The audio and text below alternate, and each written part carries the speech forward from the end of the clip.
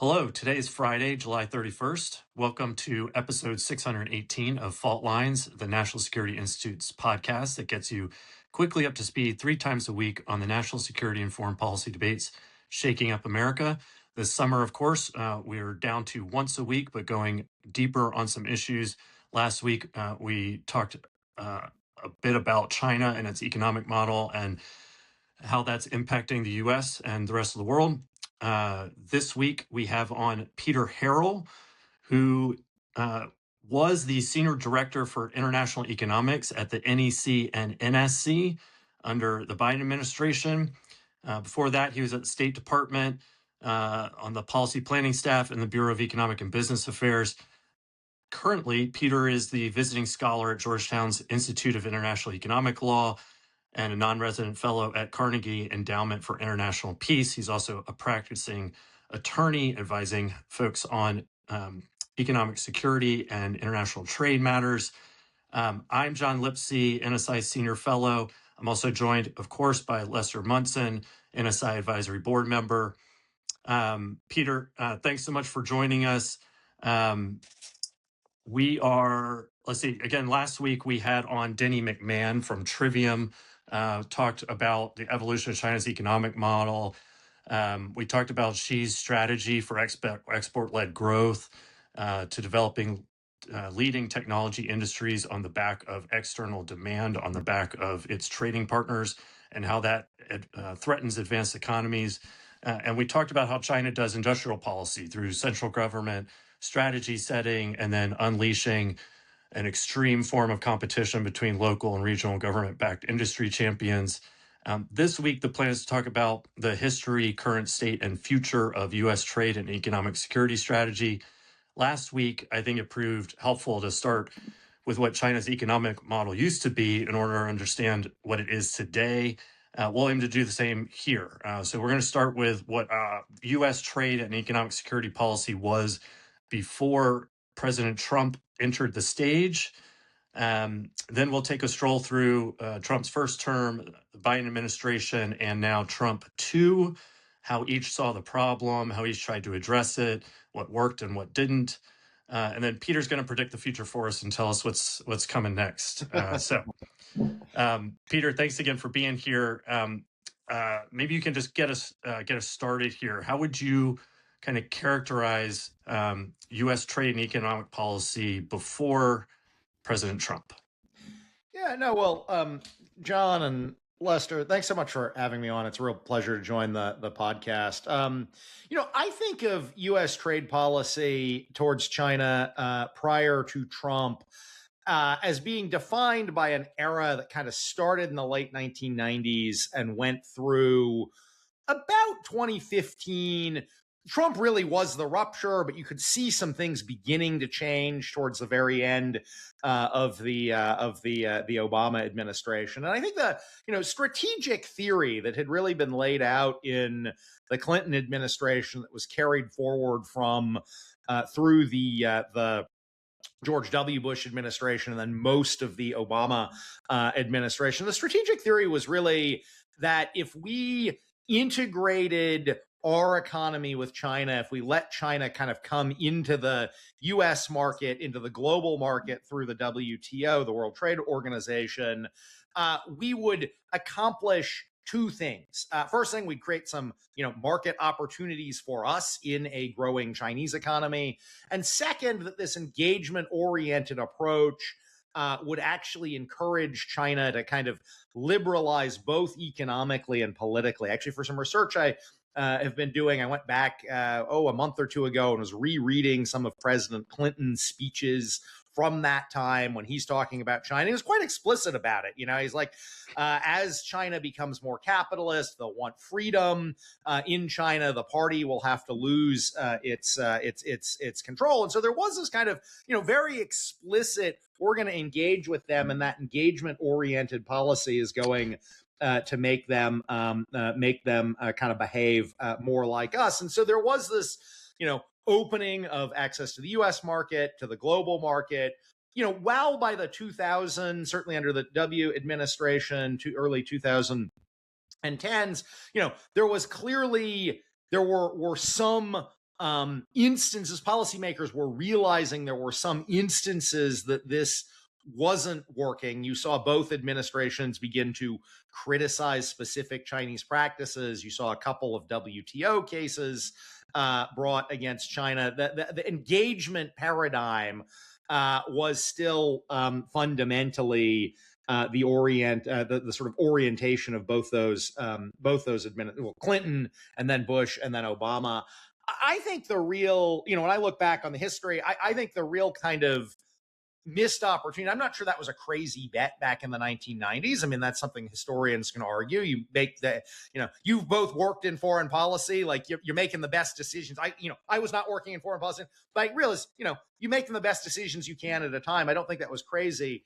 I think where the U.S. really began to drop the ball was in some sense, when Xi Jinping is coming to power and consolidating and really beginning to make clear, not only are we no longer liberalizing, we are actually further entrenching our state-directed model of capitalism. We are further entrenching kind of the CCP political power within China, but we then nonetheless continued the kind of engagement-oriented approach for a couple of additional years. As I say, by the end of the Obama administration, you do begin to see maybe like tea leaves of a potential shift in approach. You did begin to see the Obama administration begin in a very targeted way, much less than what Trump did during his first term, but in a very targeted way, begin to impose export controls like on some Chinese national laboratories because they were concerned about nuclear weapons research and things like that. So you could sort of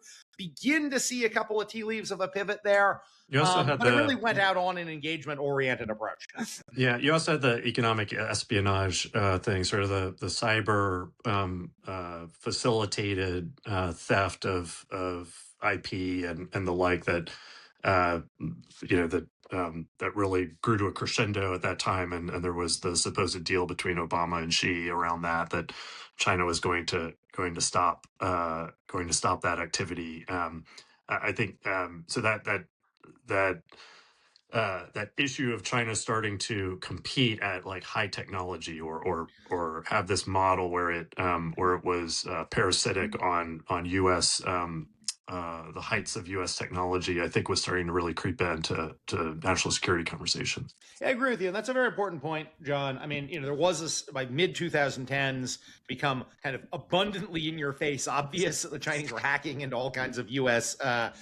Companies and critical infrastructure. And as you say, like the Obama administration, by all accounts, kind of threatened sanctions and other actions. They had this kind of negotiated détente. Again, I think that's something that sort of historians can decide whether there was any change in Chinese behavior for a period of time that then stopped or not. But again, I think it was sort of illustrated, although there was a beginning to a pivot towards a little bit more pressure strategy. It was still like okay, we'll put some pressure so that we can continue to engage with them and negotiate with them. I guess the final point I'd make is it's just interesting as I've been doing, it's easy for us now when we look at China as a, very large economy, second largest economy in the world, very sophisticated actor, on technology, on cyber.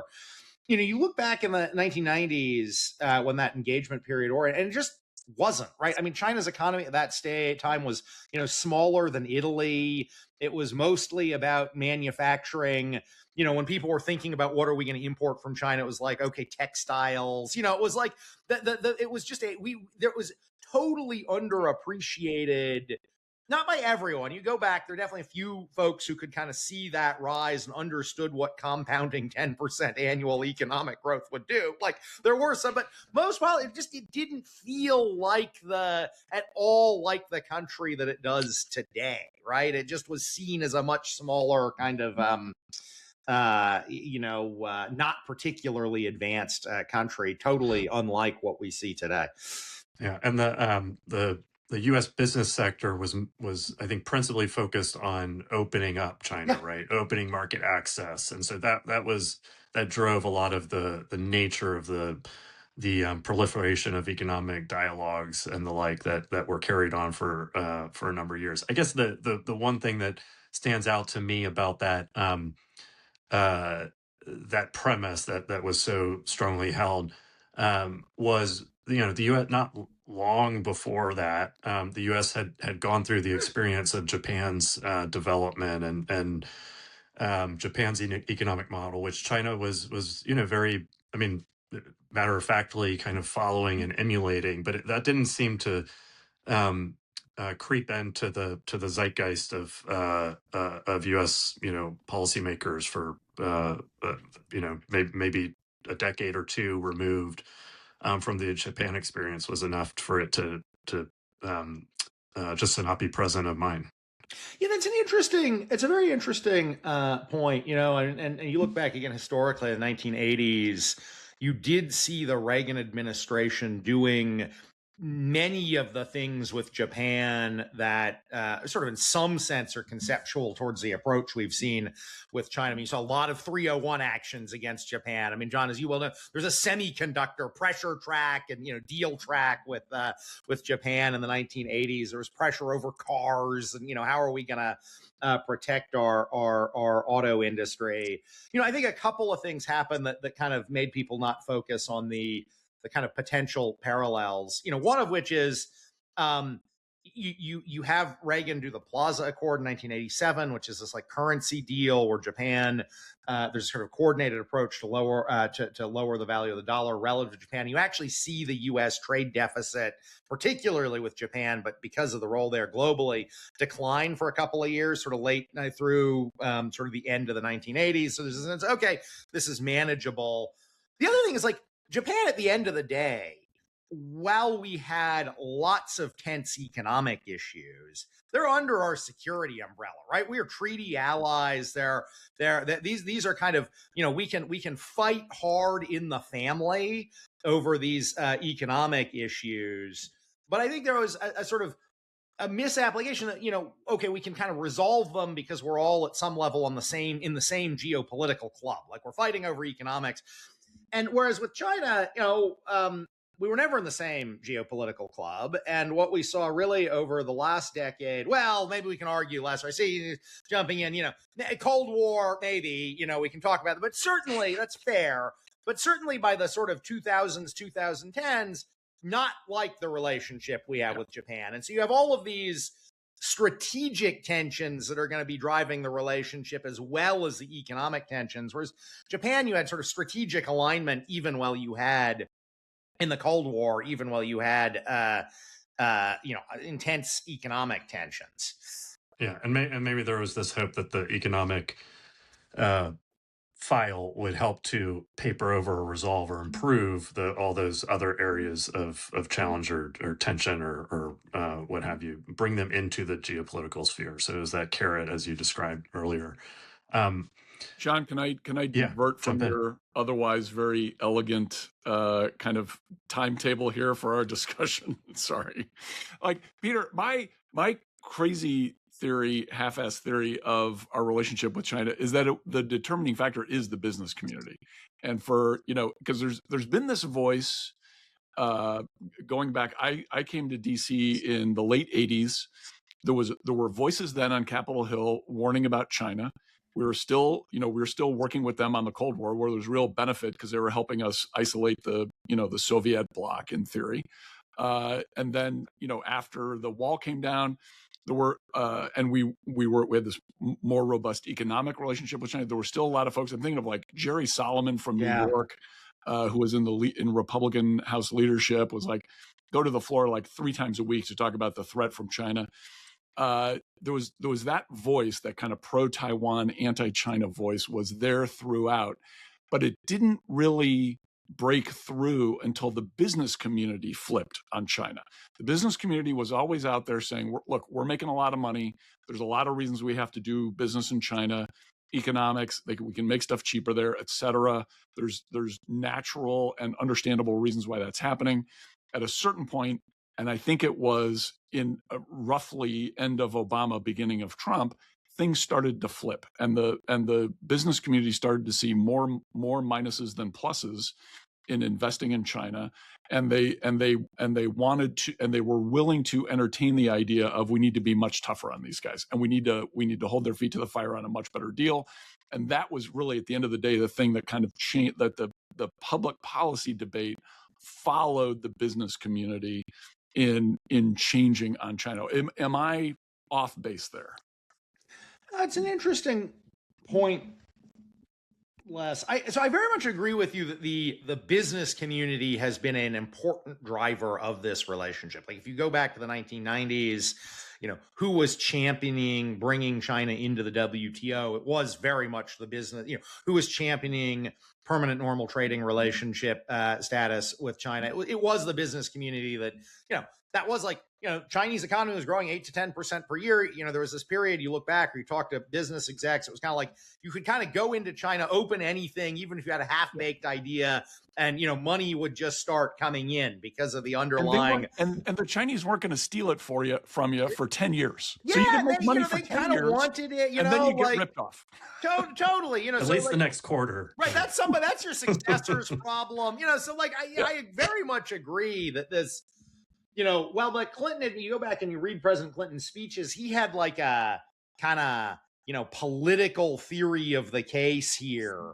I do think, as you say, there a huge other driving factor was the business community saw this, enormous potential market. And frankly, they also saw some opportunity, they wanted to talk about the enormous potential market. They also saw some opportunity for offshoring. I mean, I think we have to be honest on that. Like if they were, engaged in kind of high cost manufacturing in the US or Europe, they saw some opportunity to bring their cost structure down. So they didn't like to talk about that part as much, but that was it was either they move or they go out of business. Yeah, exactly. Right. Exactly. And it wasn't much of a choice. Exactly. And so that was a big driving factor. And that I think did, and the kind of continued business support for China, I do think is part of why by like the late 2000s, early 2010s, when it becomes clear, this idea that China is going to liberalize and move our way, like it was clear that wasn't materializing, but the business sort of pro-China stance like kept the orientation of policy being towards a kind of trade and business oriented relationship. And I agree with you that one of the driving factors in the change, I do think there were some geopolitical elements. China starts getting more aggressive again towards Taiwan. You have the South China Sea issues. Like there are a bunch of geopolitical things. You have the espionage issue really, really picking up.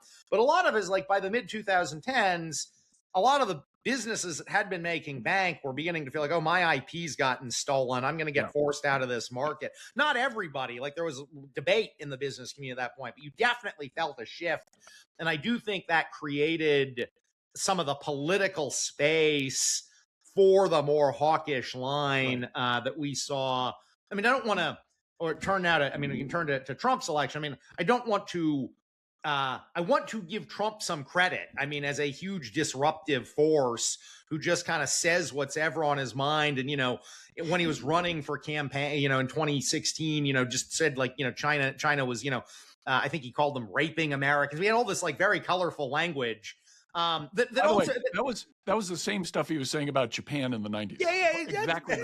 That's very true. I mean, he shifted the kind of political debate a lot, right? It moved a lot more hawkish, a lot more quickly. I think that had Secretary Clinton won that election 2016, we still would have gotten more hawkish on China because of these business dynamics. I think it would have been a much more measured pace than it did with Trump. But there was this because of the shift in the business community and the geopolitics, like it was kind of ripe for that kind of change in 2016, 2017. Yeah, I'd agree with that. I think that's right. That there was softening in the sort of wall that the business community, the sort of unipolar business community around engaging, developing the economic relationship with China. But there was that softening. But I think, there was clearly a political shift among voters that politicians were starting to react to. You had there wasn't anyone running for president that was going to support the Asian trade agreement. I'm forgetting the name right now. Peter will help me. TPP. TPP. Thank you. Right. So that free trade was like on the rocks, if not dead. But Trump to your point, was threw in some dynamite. Why don't we go there? So he came in with his first term, said things that hadn't been said about trade in several decades. But I think his focus initially in his first term was on China, and he started to put in place tariffs on China. He struck 2 trade deals with China during his term. The business community was very divided over all of that, to your point. But Peter, how would you characterize sort of term 1 Trump and what he was, where his focus was, what he was trying to do? What did he break glass on in his first term? Yeah, so I think Trump is an enormously disruptive force on U.S. trade policy. But I think that if you contrast what he's done over the last year and a half during his second term with his first term, I think his first term, China was very clearly the strong focus of his trade policy. Like if you looked at the tariffs he imposed during his first term, just sort of dollar value of goods subject to new Trump administration tariffs, I think something more north of 2/3, maybe 3/4 of them were China focused. It wasn't exclusively. He started getting interested in some protectionism for the steel industry. We had the steel and aluminum tariffs during his first term, and then there were a couple of little individual actions here and there. But the numerically the large majority of the tariffs were against China, and and I think this is because certainly he, but also Bob Lighthizer, his then USTR, really saw China as kind of the dominant trade-related economic threat to the United States. Not, again, they didn't have, sure, they had some differences with the European Union, with some of our trade allies, but it really was a China focus, and through a sort of messy up and down trade war that had, like the ones we've seen over the last year, some on again, off again kind of elements to it. But, essentially what he did during his first term was impose kind of between 7.5% and 25% tariffs on, something north of 2/3, about 2/3 of U.S. Trade from China. There were a number of products that were ultimately carved out from those term 1 tariffs, but you saw, a pretty hefty set of tariffs on kind of a set of industrial goods, some consumer goods and the like. And, those tariffs on China from his first term, they obviously had some costs to U.S. importers. They obviously had, this kind of up and down and bumpy, bumpy nature that is just like what you get with Trump trade policy. But we did see over a number of years a real change in trade flows. Like we did begin to see some declines in U.S. direct imports from China. Those were not really resulting, it appears, in much re-onshoring. But it did kind of result in inflows, increases in U.S. trade from Vietnam became a big winner. Mexico became a big winner as these kind of companies that were doing manufacturing in China, now facing tariffs, begin to say, well, we'll manufacture somewhere else. Now, we should be honest. Some of that was like Chinese components that were getting assembled in Vietnam. Like, we should be honest, this isn't kind of getting China out of our supply chain, but you did see the tariffs kind of begin to move some trade flows. Peter, let me like play devil's advocate a little bit. Yeah. Do you think that was because of U.S. tariffs, or was that because labor costs and whatnot in China were actually finally going up, and Vietnam and Mexico were able to exploit that? And so it was less about, and more like the kind of in case you can't tell, I'm an Adam Smith person, like the organic movement of the market, or was it this artificial barrier from the U.S.? So I do think that clearly some of what was probably going on is China does have wages have come up through this period. That is a piece of it. On the other hand, and take this for what it's worth, I did have a couple of months ago, I asked AI. One thing I think it does do okay is statistical analysis, I asked AI to take a look at comparing U.S. imports of tariffed products under Trump 1, Trump 1 tariffed products compared to non-tariff products. And then, are we seeing a relative change in imports from China of tariffed versus non-tariff products? And you definitely see in the data the tariffed products moved to Vietnam and to Mexico and to Thailand much more than the non-tariffed products. Now, the tariff like these products weren't chosen at random, right? So there might be other things that were going into why those products might have moved, but you at least do see some correlation, particularly at 25% tariffs. A 7.5 seemed to drive less, unsurprisingly, diversification. So what? So at that time, actually want to say, before we, because Trump had his trade war with China. The other very important thing he did with China during his first term was to begin to escalate the technology war that, as I mentioned, like the Obama administration towards the very end had taken a couple of very targeted actions. They'd put a couple of like Chinese research labs on what's called the entity list, which prohibits U.S. exports to them because of, the view that these labs might be supporting Chinese nuclear modeling and that kind of thing. Trump in 2019 begins to launch a major fight against Huawei, the big Chinese telecom company. And to a lesser degree, ZTE, begins restricting Huawei and ZTE's access to chips. He sends diplomats out to go on kind of a diplomatic campaign to say foreign governments shouldn't allow Huawei telecom network gear in their telecom networks. Actually, the FCC, with some legislation by the U.S. Congress, the FCC begins to prohibit use of Huawei in U.S. telecom networks. And so you can begin to see this emerging rivalry in kind of the technology space that is at that point, Trump kind of begins it focused, largely on telecoms. Like you got to start somewhere. But you do see the technology competition piece of this step up towards the end of Trump's term.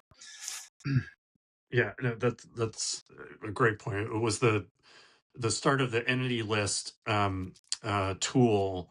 Again, sort of company specific actions, but to your point, in this case, starting with the telecom sector and the concern about China's involvement there. Lester, can I voice another one of my crazy theories that part of what colored the willingness of people to be tougher on China was this story in the New York Times about Huawei evading sanctions on Iran. The so-called F7 memo that somebody got a hold of at the New York Times. It was an amazing story about China deliberately particularly Huawei working to avoid Iran sanctions. That kind of launched a lot of the willingness to punish Huawei specifically. And then like all of the other tech stuff seemed to follow from that. There was like this, but almost you needed like kind of some initiation energy to get rolling down that hill. And it was Iran that did it. Thankfully, we've solved that problem now. I think it's a very fair point because you did, as you say, there's this New York Times story. Huawei had been building telecom networks in Iran with some like U.S. equipment. I mean, at that time, Huawei was still buying like U.S.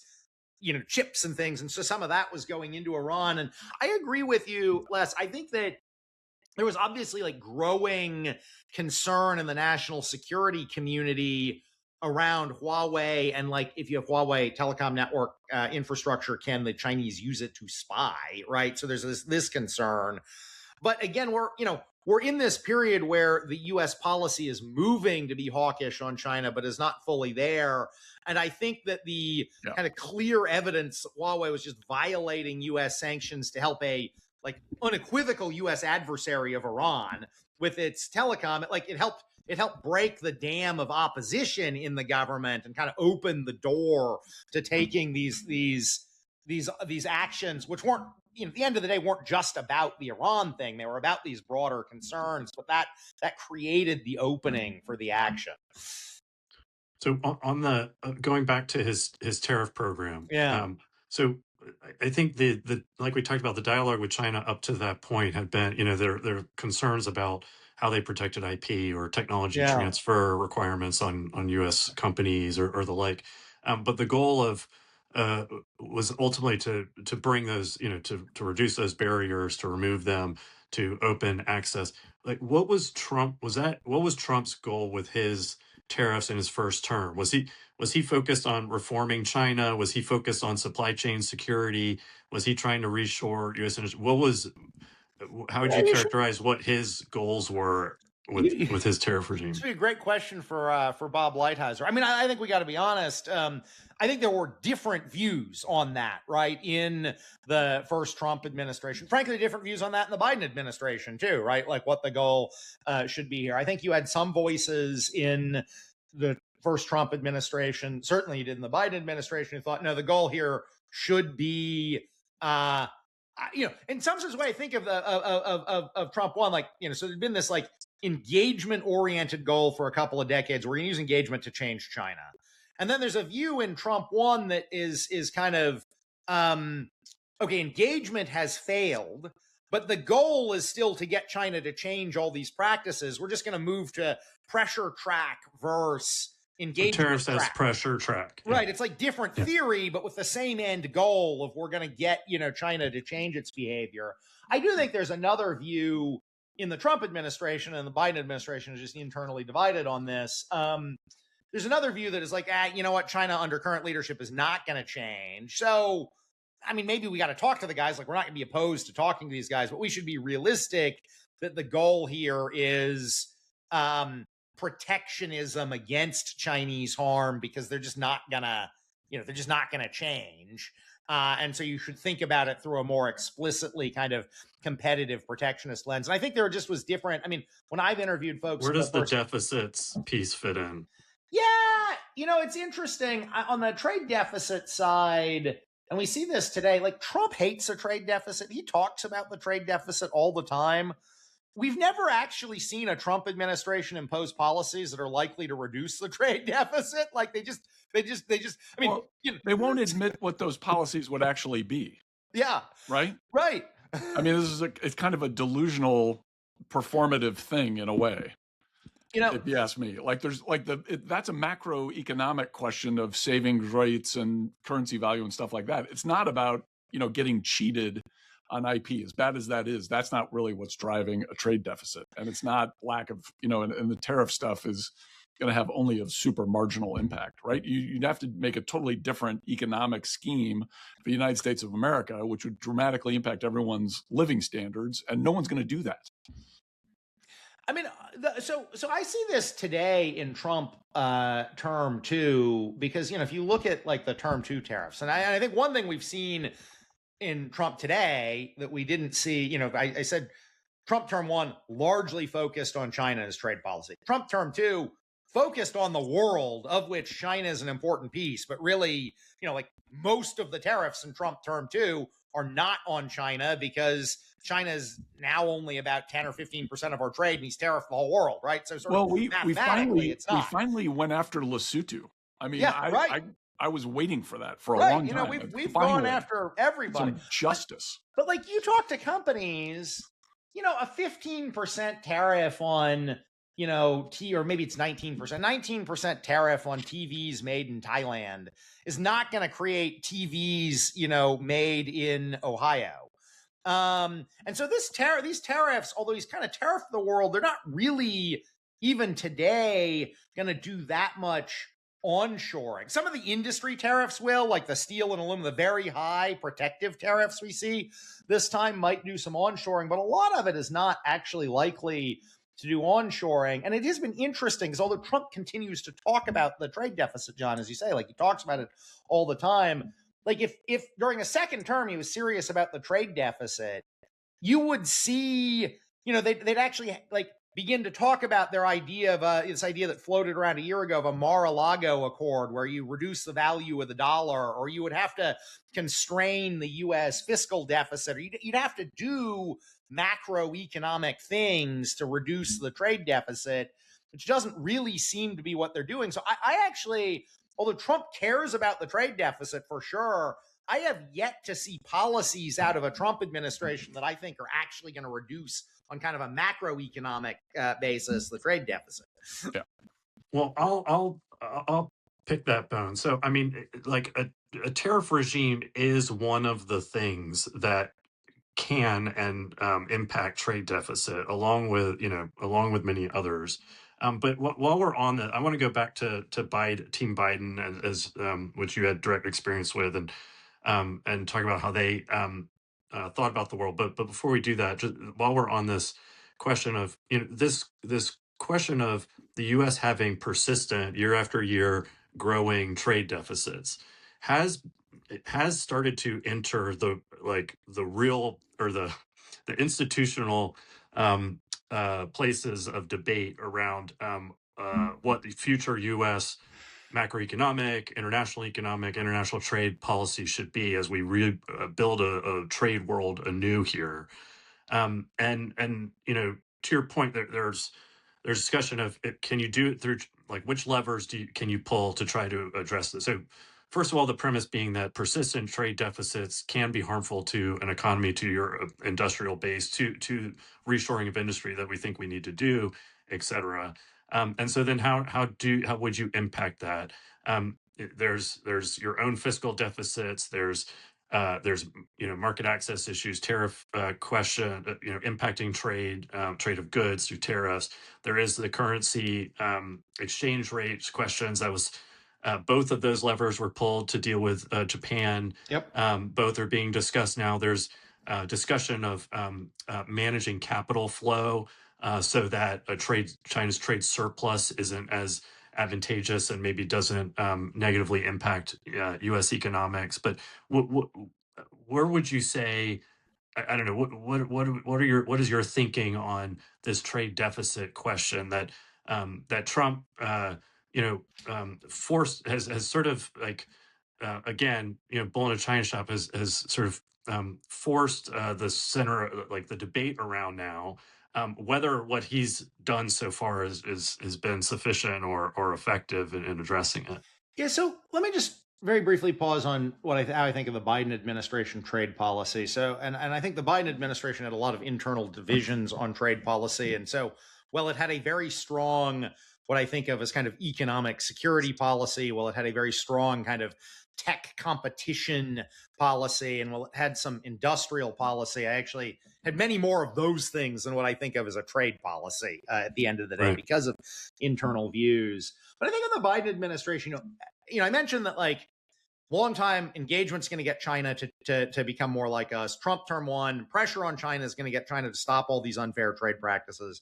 I think the Biden administration during its 4 years did adopt a view of, we're not really going to change China. China's going to be China. China's going to do China. What we need to be thinking about is more explicitly a kind of a defensive and offensive competitive strategy with China. And so where did the Biden administration move tariffs on China? Well, it increased tariffs on a kind of handful of Chinese-made products that the Biden administration thought we needed to protect the U.S. market from. So, electric vehicles, notably, some critical minerals where you need that protection. We weren't really trying to get China to change its behavior. It was much more of a clear-cut protective nature. I would say, and focused around what it deemed to be strategic sectors, yes, or strategic inputs, or critical minerals, those sorts of things. So a selective a selective cornucopia of industries and sectors, correct, where the U.S. They felt the U.S. needed to compete with China at the technology edge or what have you from a national security standpoint. Correct. And that brings me to the sort of broader Biden trade policy where it had one. So I think the Biden administration wasn't worried about the trade deficit per se, right? It kind of thought, well, that's driven by macroeconomics. It was worried about, here are, depending on how you look at it, a handful or a growing number of kind of key sectors that we need to have some U.S. production capacity in. So we're not worried about the trade deficit, but we are worried we can't make enough computer chips in the U.S. We aren't worried about the trade deficit, but we do need to be able to make, vehicle components and batteries in the U.S. We aren't worried about the trade deficit. We are worried about critical minerals. Now, we didn't, for bandwidth reasons, get as well organized on that as we should have. But it was like a very much not worried about a trade deficit per se. We're like, here are a few verticals that we need to have some manufacturing capacity for in the U.S. On Trump now, so I don't know, again, I look at what he's doing now, and I think Trump has kind of a vision of, we're going to have a global tariff regime, which is partly for negotiation purposes to get, market access abroad. And USTR has struck these kind of preliminary trade deal-like things that they call agreements on reciprocal trade. There are actually some very interesting provisions in those, and I give them some credit. You have these kind of global tariffs that are partly for negotiating leverage, partly for kind of macroeconomic, revenue. Maybe they think it'll do a little bit of industrial policy, but that's kind of track one. Track two, they have the 232 tariffs. These are the sectoral, steel, aluminum, cars, lumber, timber. I think they see the 232s as more of a industrial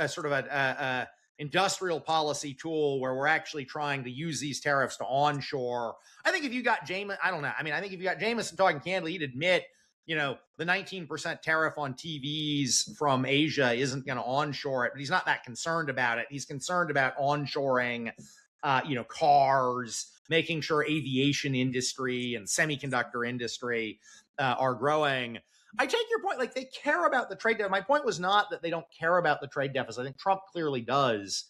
My point really is, I think I agree with you, John, if we were going to have a trade deficit oriented trade policy, it would actually have a number of other tools right now that we are not actually seeing so far the administration, run out with. Yeah, and so as you think about industrial policy and all the things that the Biden administration and the Trump administration is doing to try to reshore key industries or supply chains or what have you, significant federally driven subsidies, tax, just massive tax credits to the chip industry in particular, loan support. We're now taking equity stakes in some companies selectively. So a grab bag of things that we're doing on the industrial policy front, but all of that is has to be done to overcome the macroeconomic, the global macroeconomic system and the international trade order and whatever China's doing, right? And so I think the question is can we compete just on that on the set of tools we're employing right now? Can we succeed with industrial policy that relies on federal support, trying to compete with the just massive scale of support that's provided for these industries in China? Is that sustainable? Are we doing our own version of state capitalism? Would Milton Friedman, Lester's buddy, yes. is he screaming, down from heaven on us? I guess, can we do the sort of economic security program, the industrial policy program, rebuild our defense industrial base without addressing the international trade order and one feature of which is persistent U.S. trade deficits? It's a great question, and I think my own thinking on this has evolved over the last several years. I think when I was in the Biden administration, I was sympathetic to the view that if we're only talking about a couple of sectors, critical minerals, you can probably, throw enough kind of U.S. government cash and take some protectionist measures, tariff measures to keep the Chinese product out, that you can develop, kind of a non-Chinese U.S. and allied ecosystem. And I still largely believe in that. And on critical minerals, like, Trump administration is taking an approach to kind of throw money at the problem.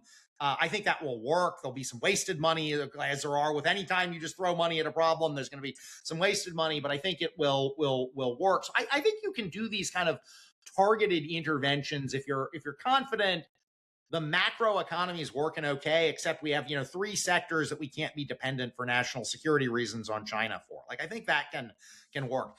I think if you take that approach and you just do a couple of these sectors, critical minerals, semiconductors, even if we are wildly successful, you're not going to see at a macroeconomic level a more industrial U.S., right? You'll see a U.S. that is producing more semiconductors, but where manufacturing is still 10% of the economy, not going back up to 18% of the economy. You'll see, especially because the factories are going to be all automated, you're not really going to see a net increase in U.S. manufacturing employment. And I think if you want to like a more industrial U.S. as opposed to policies that close a couple of discrete sectoral vulnerabilities, you do need a kind of a broader, comprehensive rethinking of the trade order. John, we could recommend to the Trump administration they restart the Solyndra company and get them, because we gave them a lot of money. It was a great idea to make solar panels. They could probably do chips too. I'm sure that would turn out well. That's Milton. Is the ghost of Milton Friedman is advising me in this regard. Les wants to go. Les is holding on to the pre-Trump, trade policy. Desperately. His fingers are like gripped onto the. Yeah. We need to wrap. We like all these. We're now up. Les, we're now up to. I think it's 24 companies the Trump administration has taken equity stakes in. Fabulous. Does that count General Motors? Didn't Obama buy like half of General Motors because of the financial crisis? We're going to have a whole other episode on the equity stakes. The Obama administration, part of the TARP bailouts, the financial bailouts, took equity stakes in dozens of companies. They were all sold by 2012. I'm not. We'll see if these things ever get. Intel's going to the moon, Peter. We're holding on to that. Well, go get your mail so you can get your dividend check, everyone. Yeah, we're all going to win. Well, I think we gotta shut this down. But Peter, thank you. I think you wrote a great piece recently titled "Trump Trade Order Builder?" And kind of looking forward on what's gonna remain and what may change and under a future president. To what extent has Trump put down a new trade order for the U.S. and for the world, how it might evolve? I found it interesting. I'll just encourage folks to go find Peter on Substack to read that piece. But I found it interesting that you, I think you quoted everyone from Wally Adeyemo, who was the Deputy Treasury Secretary under Biden, to Warren Buffett, to others, talking about what are these options to kind of make a new trade world. And quite a bit of it sounded like similar things to Robert Lighthouser's Robert Lighthouser is saying. So I do think this trade balance question, this how to manage deficits and surplus countries and or countries that are doing things like China is doing on industrial policy. I think the world is starting to grapple with that, and that's kind of the future for debates over trade. But thanks again, sincerely, for coming on. This was outstanding. That's a wrap for us today. Thanks to Hannah Haynes, Claude Jennings, and the NSI staff for their help in producing today's episode. Join us on Friday, August 2nd for another episode of Fault Lines, the National Security Institute's podcast that gets you smart, fast on the national security and foreign policy debate shaking up America. We're on YouTube, so check out our channel for a video of today's episode. If you like what you heard or saw, be sure to rate, review, and subscribe.